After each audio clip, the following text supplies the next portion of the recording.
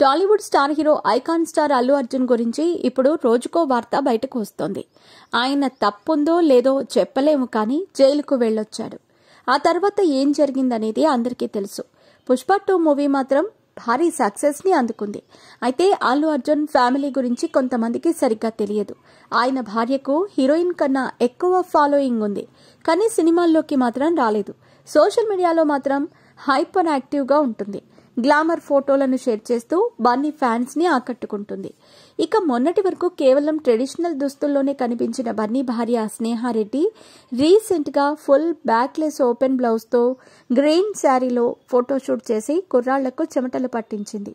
అయితే తాజాగా పెళ్లికి ముందు బన్నీకి ఒక కండిషన్ పెట్టిందనే వార్తలు నెట్టింట ప్రచారంలో ఉన్నాయి. అల్లు స్నేహారెడ్డి క్రేజ్ గురించి ఎంత చెప్పినా తక్కువే.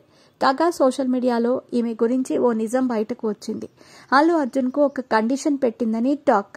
అయితే ఆమె పెళ్లికి ముందు అల్లు అర్జున్ ఓ కండిషన్ పెట్టగా ఆ క్రమంలోనే ఇంతగా రెచ్చిపోతుందనే కామెంట్స్ వినిపిస్తున్నాయి. స్నేహారెడ్డికి ఫ్యాషన్ డిజైనింగ్ చేయటం అన్నది కోరిక అని, పెళ్లి తర్వాత కూడా దాన్ని కంటిన్యూ చేయటానికి ఆమె ట్రై చేస్తోందట.